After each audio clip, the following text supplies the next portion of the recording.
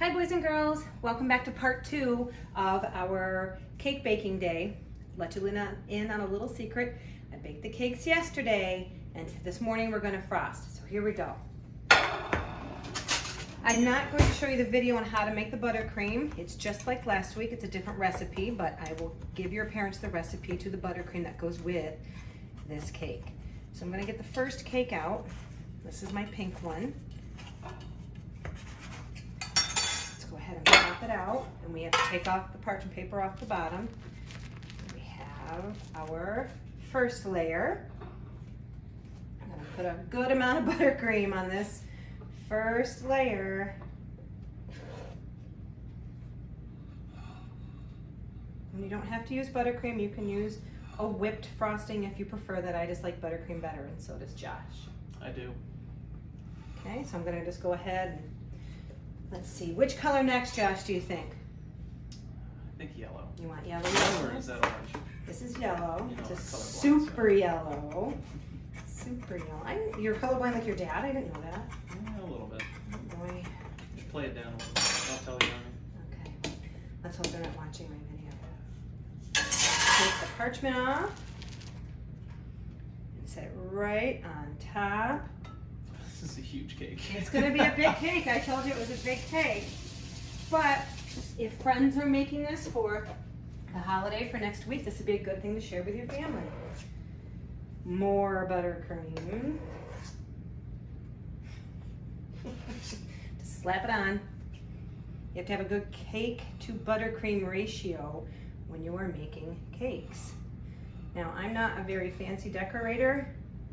I can bake anything, I really, truly am not a good decorator. So, some people put their buttercream in bags and they make a circle around the outside of the cake. I'm not that advanced. I know that Mrs. Gayton does that, but not me.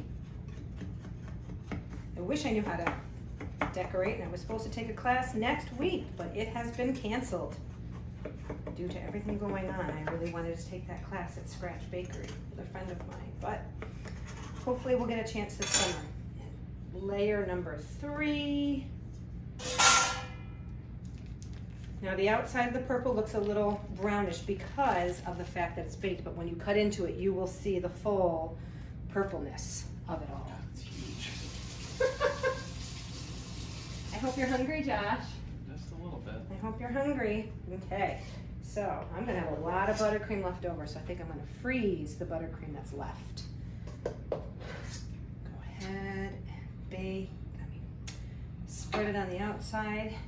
Make sure your cakes are good and cool to do this. If not, you're going to get crumbs into your buttercream. That's why I made the cake yesterday and we're frosting today, because I wanted to make sure it was nice and cool. Try to do it too soon and you're going to have a big problem. So now I'll turn around so you can see this, and I'm getting some crumbs even though my cake is super cool. Can't really do it I only know how to do it on this side. You gotta switch hands. Yeah, I don't think I can. Just putting it on the sides and spreading it around, and I am getting some crumb, but that's the sign of a good homemade cake. You can see made nice and fresh. It's super crumbly, as it should be. Oof, I got a little too many crumbs. I'm not going to have much buttercream left over. I was wrong. Okay, just a little bit more to go. Oops.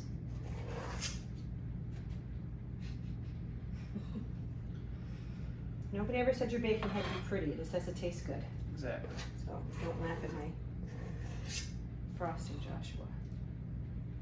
Just laughing at how much buttercream this is. Oh, are you? Well, normally Mr. Gardner would take this kind of thing to work and share with his work friends, but he can't. So it's all mine now. I might be giving some to the neighbors, because this is a lot of cake. Just a little bit. Okay. So it's nice and smooth. It looks like a traditional homemade cake. And I think Josh is ready to try. So let me cut him a piece. All right. You ready? Not Let's at see all. how beautiful this looks in just a minute. So, how big of a piece do you want, Josh? Very small. Half the